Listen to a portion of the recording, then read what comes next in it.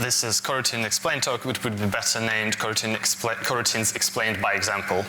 And I will show examples in Lua, JavaScript, and Scheme, so you'll see them later. The main motivation for this talk is that coroutines are my number one, the most widespread and the least understood language features in many languages, including mainstream languages. So this is just an attempt to kind of explain what they are, so there is more understanding. So here is a brief history of coroutines, like actually brief history. Thing is that everything I'll show there, it's not new from computer science point of view at all. So according to Wikipedia, coroutines were first discovered in like 1958, and they were like formalized in some form by 1963. They existed in Simula and Scheme since the 70s, so there is like nothing new. It's so not new that in the 90s, John Railhold published this paper called The Discoveries of Continuations, and basically in this paper he describes several rediscoveries of the same thing. So by 90s, this was so old news, he felt like he needed to publish this paper. So yeah, then there was, I guess, a period of time, like 90s, when people got excited more about threads, which were not available before in operating system and so on. And then now there's like renaissance of coroutines, and they made their way back slowly into mainstream big times, like with JavaScript, I guess. Now Kotlin got this, and C++, LLVM, they get in coroutines and so forth. So that's the short history. So, like the main question, why would you do this, and why would you use coroutines? And there are three main reasons I listed. As one is cooperative multitasking in a single-threaded environment, or where you have like a global lock, like in Python. Another big reason is like to simplify your code, basically to restructure it for generators to avoid callback hell. And the third reason is performance, because coroutines are cheaper than operating system threads. So if you want to have like a million of them, you can. So, like a quick definition before I started what is coroutine. It's a function which can suspend its execution and can be resumed from suspension point. So that's like a very quick intro. But this is the agenda, so I will show three most widespread coroutines implementation as threads, yield async await, and call with current continuation. Then we'll look at callback hell and coroutines versus promises. So that's the thing. So starting with coroutines as threads is like the simplest and the most intuitive metaphor for coroutines, right? So I will use examples in Lua programming language, which, if you don't know it, it's basically like a JavaScript for C++. So the reason I chose it, because it's the most typical language, and it's dynamically typed, so we don't have to worry about like type system. Don't need to think about it, just look at how things work. So to show how coroutines work, I'll use this notation, which I made up just for this talk. So basically, this representation of two functions, this is the main function. Oops. And we can think that sequentially it contains some instructions here. And so this arrow is like a thread which executes them. So we execute function here. So we start our program by entering main function, execute a bit of code vertically. Then we call subfunction, execute it, return to the same point in main, and just return normally, right? So here's the same example in Lua. So what we have is like print hello, then we call this subroutine or normal function, right? And then we print Lua. So if I run this, it prints hello from Lua. So that's how it works, right? So what about coroutine? So it's similar idea. We call main calls coroutine. But then at some point inside coroutine, this red dot represents suspension point. So it's suspension point. Conceptually, we can think like save, stack, and instruction pointer somewhere in memory, and just jump back into main. So that's like it doesn't mean that it actually saves stack and instruction pointer, but that's the conceptual idea. Then at some point, main can recover stack and instruction pointer and jump back into coroutine in the middle. So it's like returning from the middle of the function and then jumping back into the middle of it. Then later on we do it again, suspension point, save it, and jump back into main. As you can see here, coroutine didn't even finish executing all of the code it had, and it jumps back into main. So these are suspension points, and here is the example in Lua. So as you can guess, this will print 1, 2, 3, 4, 5, and will never print monkey, similar to previous, but going step by step. So what's going on here, at the top we define a variable C, and then we do this call to a library function, coroutine create. This is built-in thing in Lua. And this is then we pass in anonymous function, and inside this function is the coroutine. And there we do some print and yields. So after creating this variable like print1, then we use again library function, resume C, and this means that Lua will execute print2, then again this is a library function yield, it jumps back to 3 and so on. So if I run this 1, 2, 3, 4, 5. And there's a small note that we cannot really yield from main, so this is also a special library function and it knows where it's invoked. So you can only invoke it inside this anonymous function called from coroutine create. So that's like the basic coroutine. Similar to threads, coroutine can have status, so it's like basically the same example here, but we always print what is the coroutine status. And if I print it, it's kind of similar to what you would expect a thread to be, so it's initially at point 1 it is suspended, then at point 2 it's running, then we yield back, so it's again at point 3 suspended, then it's running again and then it's dead. So it's a bit like a life cycle of thread. Unlike threads, you can actually send values to, when you resume or suspend, you can pass values between main function and coroutine. So here, again, it's a crazy coroutine C, and then when we resume it, we pass in number 1, right? So this will become n parameter. So if I run this, we can see that C received 1. Then when we yield, we kind of send back a value, which resume evaluates to 2. It assigns this to m var, and then that's why m received 2, and so on. So it's unlike threads, when you yield control, you pass a value. Also, you can think, it's hard, it's good.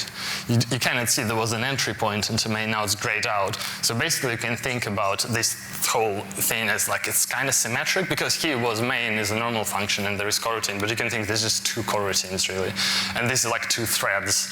And you can do this in Lua, so that's the example of the previous image. So I would create 2 coroutines, C1 and C2, and then we resume C1, and C1 will resume C2, and when we yield, it yields back to the C1 and so on. So it's basically like 2 threads, prints 1, 2, 3, 4, 5. So you can switch between 2 coroutines, like cooperative concurrency. Right? There is one more twist to it. So it's stackful versus stackless coroutine. So imagine we have main function, we call coroutine, it calls subfunction, and then inside subfunction we yield control, and we again save stack instruction pointer, and then we jump all the way back into main. That's the interesting thing. It doesn't jump back to just coroutine. It kind of returns to the main function. Then we execute a bit more of main, and when we resume coroutine, it kind of resumes jumping over coroutine into subfunction, and then we just normally finish everything. So this is like why you can yield from subfunction. So you can also think about it as 2 threads. This is one thread and this is another thread. And when you yield control back from this thread to this, it doesn't matter how deep you are in the stack. You can just always do it and switch context. So this is stackful versus in Lua, the stackful, like in JavaScript, for example, the stackless. So here's example code of what I just showed. So it prints 1, then we resume coroutine C, right? So print 2. Then we call subfunctions print 3, then we yield, and yield jumps all the way to 4. So it just jumps back to main. So if I run prints 1, 2, 3, 4, 5, 7. Also we can obviously print stack trace and so on. So there is a mandatory note about concurrency versus parallelism. So coroutines are often mentioned in terms of concurrency. For example, in Lua, there is only in Lua there is one thread, so it's actually concurrency. But in reality, you could map coroutines to threads, and it could be parallel as well. And then even threads, like they conceptually parallel. In practice, parallel mean you running things on 2 different physical CPUs, otherwise it's still concurrent. So there is this distinction, and with coroutines they don't really promise anything about it, so it could be both. So there are some related terms to this idea of coroutines as threads. There is like gray area, but there is also terms like fibers, green threads, proto threads, and Go routines. I'm not totally sure, I think there is no book definition of coroutines, because Go routines, they not map to operating system threads, but you don't control how you switch between them. So from this point of view, they kind of like threads in a way, but they're not. So This was like the first coroutines as threads, which most do. Then there is coroutines using yield async await, which is probably like the most widespread implementation. So it like started in Python 2001, then I think in C# 2005 they got yield keyword, and now it's in JavaScript and a few other places. So I'll use JavaScript because actually most people know it. There is no type system, so it's easy to see how things work. And I'll start with generators, the basically yield keyword. So the simplest example of yield here is we basically define a function. Notice that there is a star here, and it's called create generator. We yield 1, 2, 3, and monkey, and then we call generator function. It creates us an object, and on this object we can call cNext.value 3 times. So, and it basically returns 1, 2, 3, never returns monkey. If we want to see monkey, we need like to do it one more time, then you get the monkey here. So this is like the basic example. This is like what I showed before, coroutines as threads. There is coroutine suspension points, and this is generator. So this is like pretty much the same thing. And as you notice, like this coroutines thread could pass values between each other, so it's like the same with generator. So it's pretty much the same idea, really.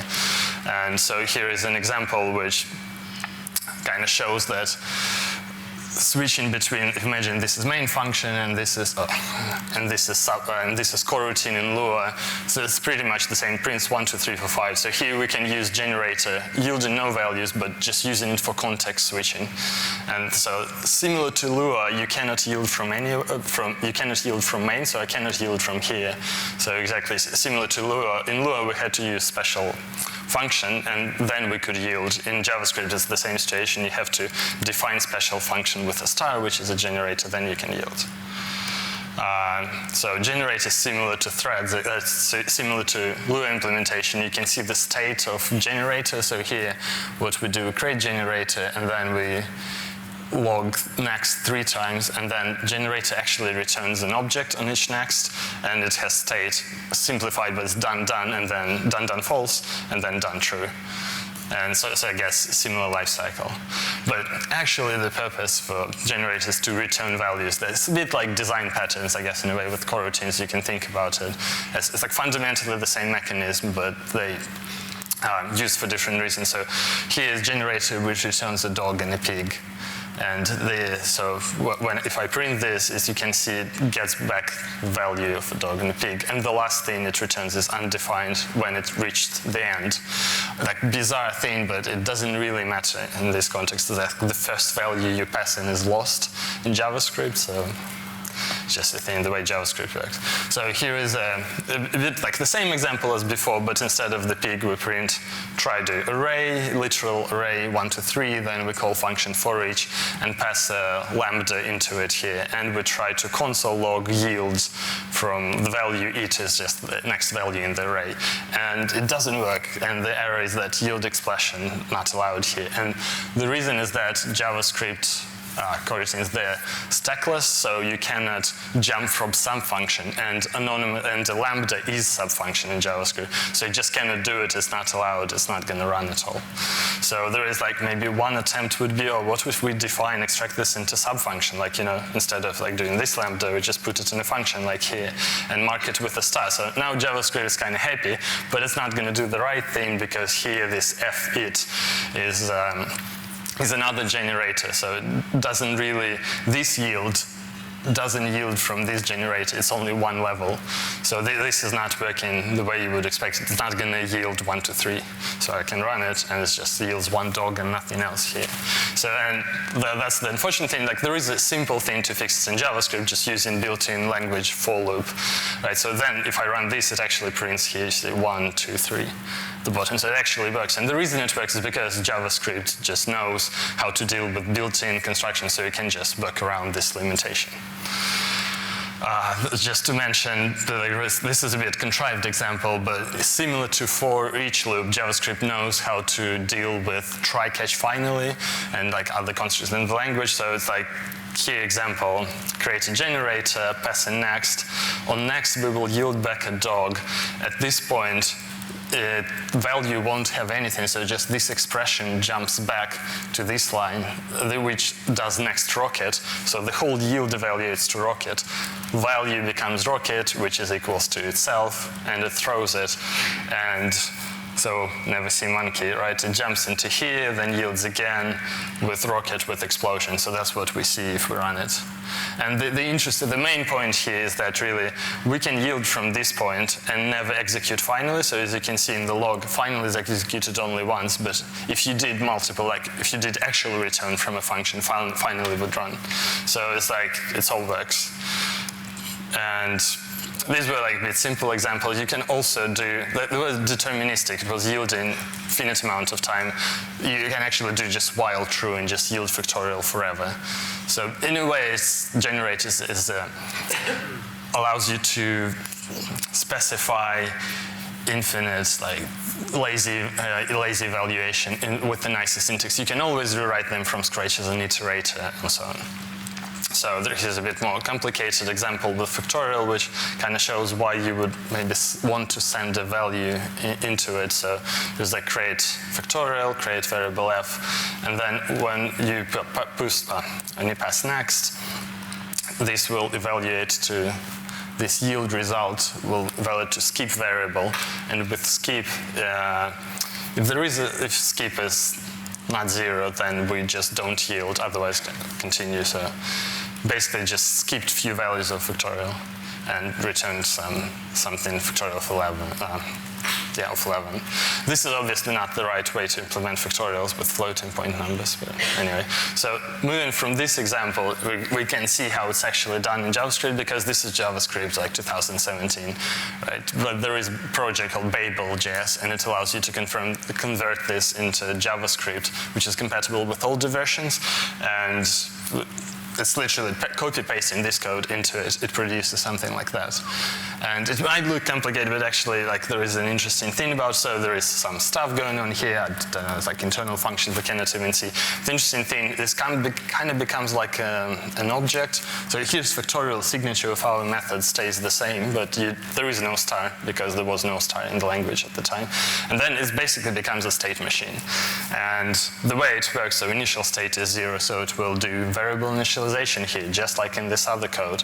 That's this bit, these 3 lines. Then it folds through and states this is false, skip no, it sets its next state to 7 and returns results. And return results basically yield. So this is first yield, right? Then when you call next, it jumps back into the state 7, which is case 7 here, and so on and so on. So it's basically converted all this code into state machine. So when people say, oh, these generators, they're just syntactic sugar, like, yes, it is true, but also not exactly true. It's a bit more complicated than it's just some sprinkling, a bit of syntactic sugar. So that's the main point here, is state machine. Right, so in a real-world example of generator, here's a bit like a Kotlin code. So let's say you have database connection. Here's a database table. There is a function which returns you a list of rows. And you open database connection, and you create result object, which is just array of all rows. And you just add it. But if this table is kind of huge, then this array, you copy the whole database into memory to process. That's like not okay, and that's like performance. Can be a big constraint, especially, for example, if the whole purpose of this is stream it as CSV to a client in a web browser, right? That's just a waste. So you can do something like this, define it as a while result, and then just yield here. So return type becomes, like in Kotlin, this is a lazy collection, it's not a list. So this becomes less lazy, and then there is try finally, which should close as well. So that's like real world example, why would you use generators? There is a slight caveat here, is that it's this try catch finally showed it worked well, but then you have to actually, there is like in this code, there is an actual bug that happened, is that it won't run final until you exhausted the whole sequence. So this is, if you click in the browser, start downloading, and then click cancel button, this thing will never like finish consuming it, will never run final, and you get a memory leak. So this is why maybe it makes sense when you advance your iterator on next, you could pass a value saying, oh, now it should cancel iteration instead of like looping forever. So this yield would return something like val should cancel or something like that. Potentially, then you could probably stop. So it's not how it's implemented Kotlin, but that's an idea. Now moving on to the second part of this, it's async await, and it's a bit more, it's probably the most complicated part. Is that async await, the way it works, so you get main function, it calls async function, and then at some point, again, you reach this suspension point, which is called await, right? And it will await on a promise. And I think await is like the worst keyword ever, because it doesn't wait for anything. It's actually what it does, it just jumps back into main. And the confusion here is that usually when you think about program, you think impersonating yourself as a thread or CPU. And here await means that function will wait for some condition of a promise, and then the function will continue execution. But we don't think as function as actors and so on. So this is where confusion, so like actually awaits just suspends, it works just like yield. Except that it's based on promises as well, but like it doesn't wait. Your thread just jumps back and main returns at this point.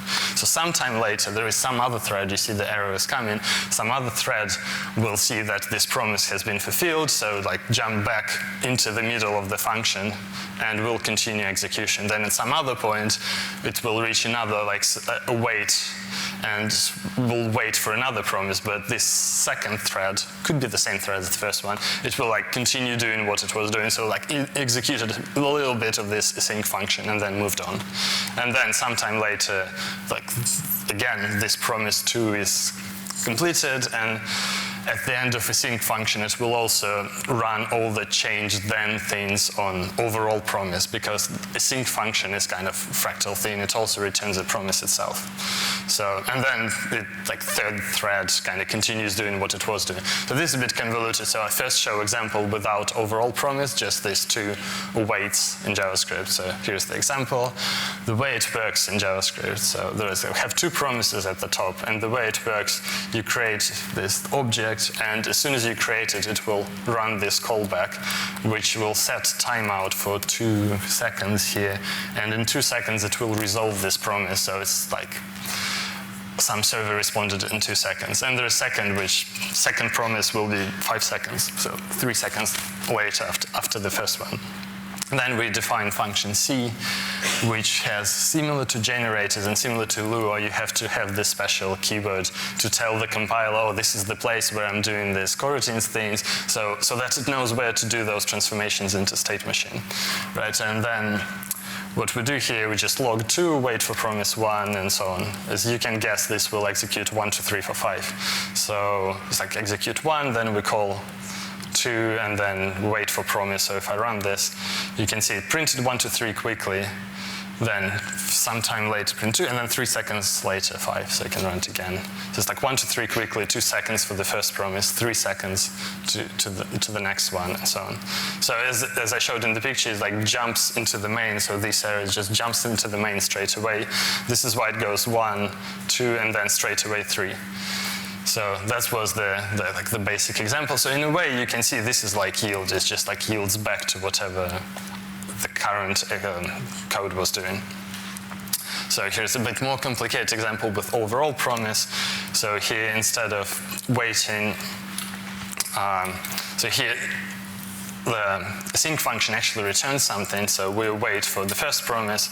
Now it's just for fun, returns a dog and a pig with the same times out, so we have dog and pig.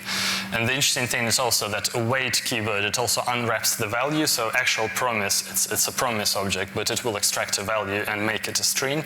So here is this string concatenation, and so the actual thing which we return here, this is a string, but overall async function will wrap it into promise again. So this is why here, when we define C, it becomes overall promise.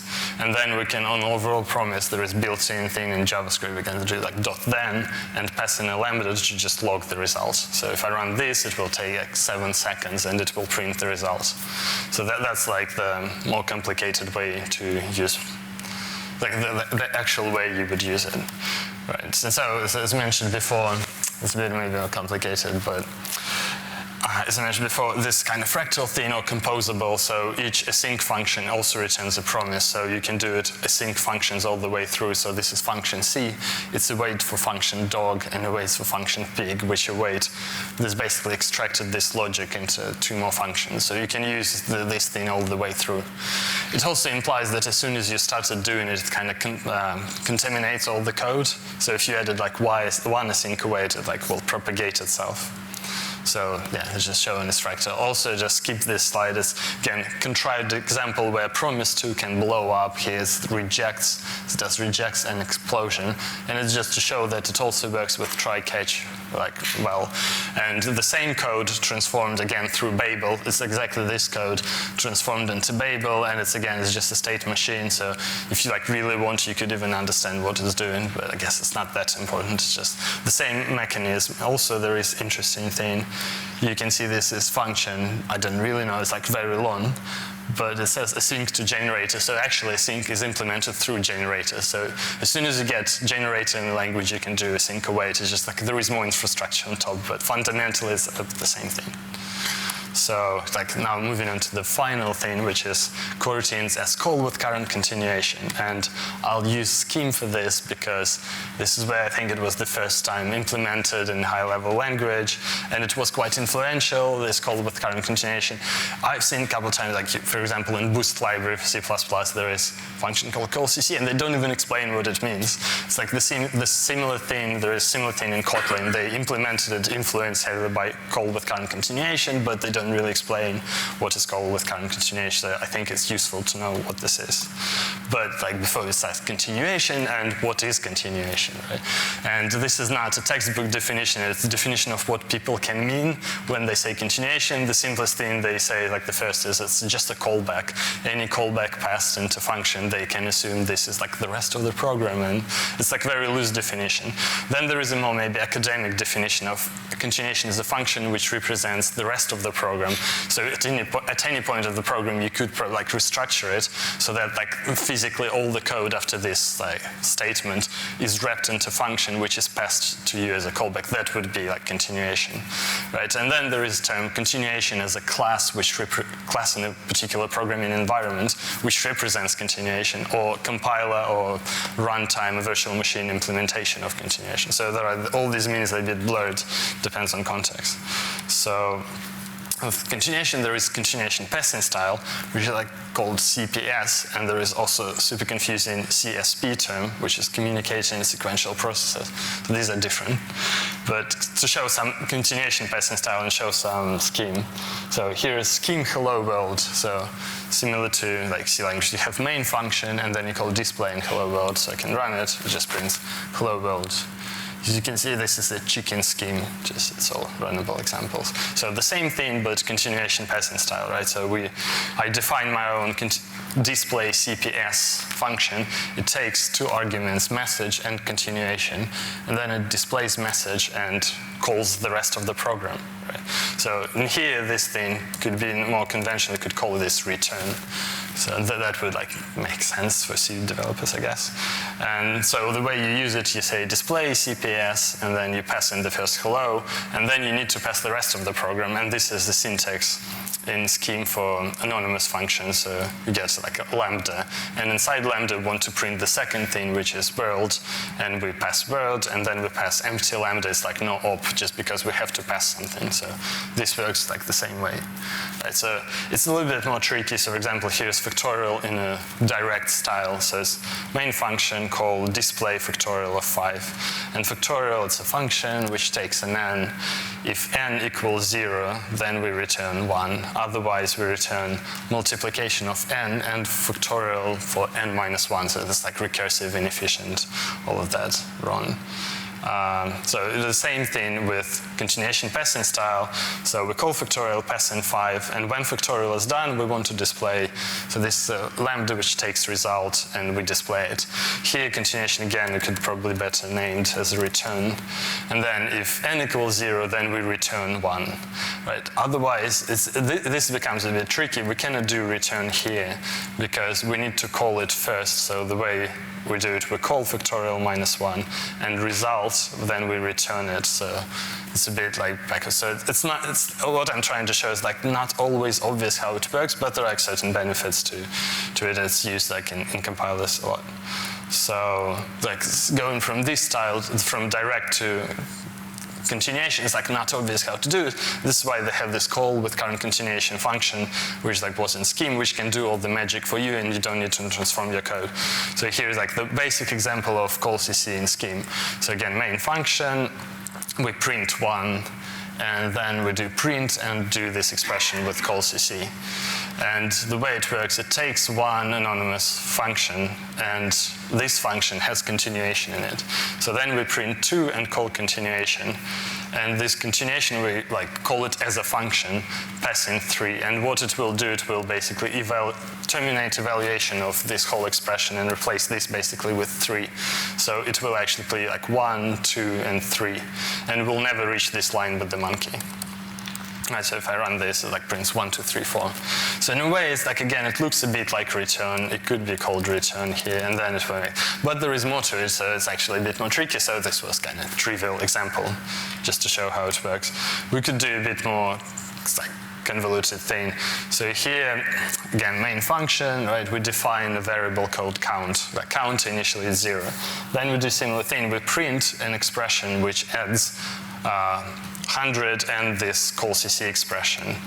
And in call CC, we do like this weird thing. We actually save continuation into a global variable. It's like not something you should do, but just for illustration purposes, you just save it in a global variable available everywhere. And then we evaluate continuation 100, so it's like return. So this whole thing becomes 100, right? So it will print 200. Then we move on. Counter is less than 3 at this line, right? So we increment counter here, and then we print a rocket because kind of rocket jump. And then with like the whole point of this, we call saved continuation and pass a count into it. And what it means, this saved continuation, it will jump all the way back to here and evaluate it to count whatever count was at the time. So this is what like happens. And then it will basically loop again. It will do it like 3 times. So if I run this, it like prints what I explained. It prints 200 because it was like the first time we returned 100. And then it started calling this saved continuation several times. So that's why it ended up counter. So this is like not a local, non-local jump, and like not something you would do in language normally. There is also like small nuance here is that I called, in all previous examples, I had to mark special function with this special syntax. In Scheme, you don't do it. And there is, I'm not going to go into it, but there is like delimited, non-delimited continuations. So here's illustration of what I just showed, is that this main function, at some point we do call CC, call, and like again, this conceptual thing, which helps to think about all of this implementation. That just saves current stack and instruction pointer somewhere in memory, right? And then it passes this function continuation into lambda. At some point, we call this lambda, and it basically just restores stack and moves to a certain place in like execution point, right? Then we execute a bit more of main function, which like prints rocket and so on. Then we called this stack and called continuation again, jumped back and so on. That was the loop we did. And so that's pretty much it. So this like actually helps to play with it yourself to see the limitations and so on. So maybe it wasn't like super obvious, the connection between this function and, for example, in all previous examples, it's kind of obvious that maybe coroutines as threads, yield, and async await, they're all kind of interchangeable. But this is a bit more, it's also interchangeable with all other examples. So it's not very detailed example. I mean, you don't need to understand this, but basically this is implementation of yield and resume, like I showed in the very beginning, but using call CC, and that's all it takes in Scheme. So, and you can also implement other things. So basically, call CC is fundamental enough to re-implement all the other coroutines. So these are like the same things pretty much. So, but you can try it later, and there are other examples how you implement exceptions and so on. So there is one more note, is that continuations are more than just a compiler hack, because, for example, like from JavaScript implementation, you might think this is just a compiler thing. No, that's like, there is this paper by John Reinhold, not going to explain, but you can watch this video. I'll post a link by Philip Wadler at Papers Below, and basically it's his words. This is an utter compiler hack. It fits into type system and like computer science theory and so on. So it's not just some trick. It's like fundamental property of computation. So moving on to a more exciting topic, callback hell. And callback hell is basically, okay, so moving back to JavaScript because hopefully it's more understandable than like scheme. So what's going on here is that like I create a data source object, and then I just do a blocking read from it, and all this data block sourcing is just returning values from an array, just shifts them, and this like blocking reads. There is 1, 2, 3 because I passed 1, 2, 3 here, right? And then it's done. So if I run this as expected, it goes 1, 2, 3 done, and that's it. This create object like returns new object with blocking read function, which just gives you a thing from an array. Kind of straightforward, and this blocking read returns. Right, so if we make it async, then it can be done like this. So this object we return, it gives us back as a function which takes a callback, and after 0 timeout, it will call it and just put data back into callback.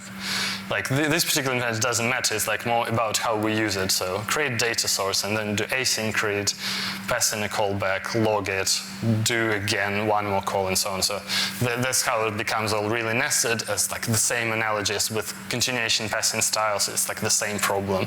And so as you can guess, call CC could help solve this problem in Scheme. So we can do the same with like other tools like async await, really. So there is like the first answer you can always read in a blog post, just use promises all the way. So here's the same thing, but so it's the same data source, it's the same object created here, but instead of just reading, we use this read promise from. And here's the trick, is that in JavaScript you create new promise, and in a callback it gives you this function which will resolve the promise, and we call this resolve when the callback calls us. So that's like the whole trick is this function. So we get async data source, call the async read, and inside the callback we resolve the promise. So that's the whole trick. And after this we can do read promise, and then we like chain dot then, and in each dot then we do like the next read and so on. So this prints done 1, 2, 3 because it's asynchronous now. So this is a bit, in a way, it is an improvement compared to the previous example because it's kind of still flattened, but arguably it's like, at least in JavaScript, it's not that nice. So this is why you would use async await, for example. So it's like exactly the same thing, but I just replaced this whole thing with coroutines and async await. So you can create coroutine with async keyword, and then you call the same function read promise, but you await for it. So everything like looks normal again, pretty much. So it looks flattened out code. And it works for more like complex examples as well. So if I run this, it's like, again, it's the same asynchronous behavior, but it just looks nicer and it's easier to reason about in an empirical way, right? So the whole point here is that, like this illustrates, is that instead of like listening for promises, you can kind of make promises which wait for a callback to occur, and then you can like get around of all this callback interface. In general, it means like if you have an API which is asynchronous, or API, it doesn't even have to be asynchronous, it can be just based on callbacks. Maybe it's very synchronous, but you cannot change the structure of the code. You can always back to this form using async await or like some other form for it. There's also this interesting talk which contravariance is the dual of covariance, implies iterable is the dual of observable. It's like, obvious, right? So it is a good talk, I would recommend it, but to quickly explain what it's about, it's basically that iterator and observer, they in some like relationship, is that if you look at iterator, this is Kotlin again, but if like iterator is an object, it has a function which returns you a t, right? So the whole signature in like Haskell style will be unit, nothing converted to t, right? So on the other hand, if you look at observer on next, it takes t as a value here, right? And return type is unit here, so empty brackets. And this is like rotating arrows the other way around. And there is similar thing about move next or onCompleted. So here it returns a boolean, here it kind of could take a boolean, onCompleted could be taking boolean. Now on error, this move next can throw an exception, or on error, it's like a callback which gives you an exception. So this is basically like rotating errors. And this was like one of the points in the Eric Meyer's talk, is that if you want to do asynchronous programming, you have to do it based on callbacks. So basically you go from blocking way, which was like read blocking, when you wait for return type from your function, function, you kind of rotate the arrow, so like rotate the expression, and you go from you basically go to async. But there, as you've seen, there are problems. You basically have to move to functional. Everything has to be functional now. And the coroutines is a way to go back. You still have asynchronous code, but your signatures look normal again. And so that's how it's all connected. At least for me, this was like interesting realization that maybe this is how it's all related. And so yeah, this was Callback, and basically that's the whole gist, is that coroutines allow you to go back to kind of blocking looking code, but it's not. And the last thing is coroutines versus promises. So why would you not like use promises everywhere? So here is an example of sequential read. So it creates a synchronous data source, but you could imagine it wasn't a synchronous data source because it's like very empirical code, right? So what we're trying to do is just read values from it, like read 3 values in a while loop. It could be something more complicated, but you can see this is kind of straightforward. We have I equals 0, incremented, while it's less than 3 read, so it prints 1 to 3. It's kind of very understandable. How would you do this with promises? So you will have to change this code, and it's like, here it's a trivial example, right? So it's just doing this. Maybe some people are like super easy, but it's not necessarily obvious. Basically what's going on here is a fold. So we define a promise which is already resolved, and then in a loop we do chaining with then and so on. So it works the same way, but like it's arguably this was more straightforward. And if your code was written originally this way, it's more effort to go to this thing. And here is a slightly more complicated example. So this is async, you know, like in imperative style. You have a data source and like say remote server, and it returns you null values, like couple null values. And all you're trying to do is just to read the first not null value. Basically a kind of retry mechanism in a very simple way.